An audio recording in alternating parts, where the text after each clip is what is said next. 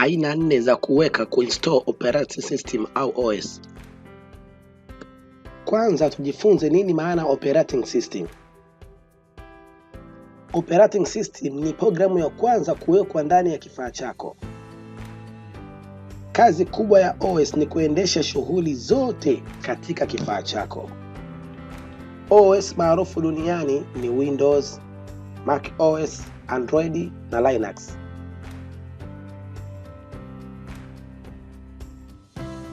Tuendelee na aina 4 za kuinstall OS.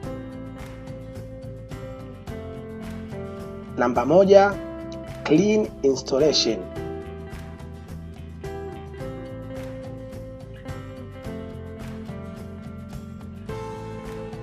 Hii ina maana unafuta kila kitu kwenye kompyuta yako na unainstall upya OS. Tuitazame clean installation katika upande wa hasara na faida. Kupoteza software zilizokuwa installed. Kuna kupoteza data zako. Inagharimu muda wako kupangilia upya OS yako. Kuondoa virus kwenye OS yako. Rahisi kwa kubadilisha aina ya OS. Namba 2 ni upgrade installation.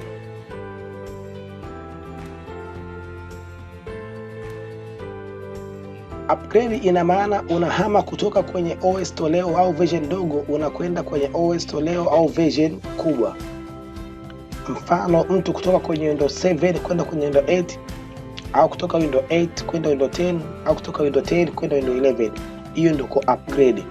Unabadilisha aina ya window kutoka window ya chini unaenda window kubwa, ndio ku upgrade. Unatoka version ndogo unaenda version kubwa. Hebu tutazame upgrade. Tutazama upgrade, faida zake na hasara zake.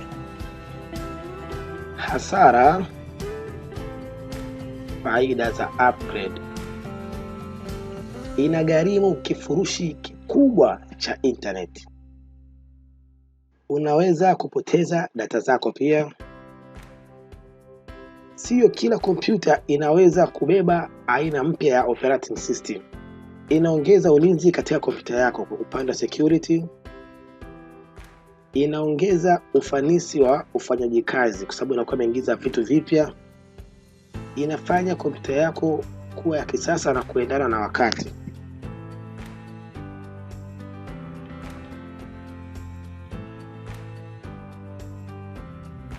Namba 3, virtual installation. Virtual installation ina maana kwamba una install OS ndani ya OS nyingine. Ni lazima kutumia virtual machine kama VirtualBox na VMware. Unaweza kuweka Mac ndani ya Windows au Windows ndani ya Mac.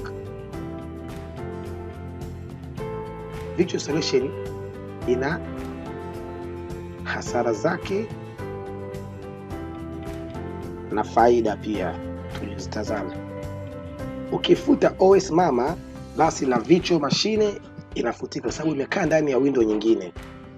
Ni nzuri kwa kujifunzia. Unaweza kuinstall OS 5 kwenye kompyuta moja. Namba 4, recovery installation au clone installation. Hii ina maana unakopi OS kama ilivyo na unahamisha kwenye kompyuta nyingine bila kufomati chochote.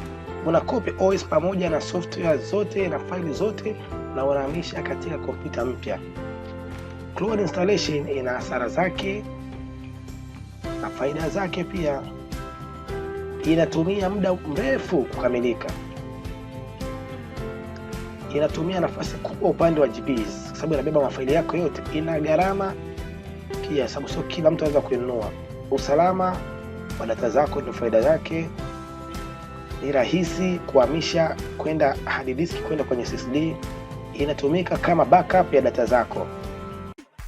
Hey, asante kwa kutazama video yetu. Twitter tunapatikana kwa Kembotech. YouTube tunapatikana kwa Kembo Technologies. Facebook tunapatikana kwa Kembo Technologies. Instagram pia tunapatikana kwa Kembe Technology.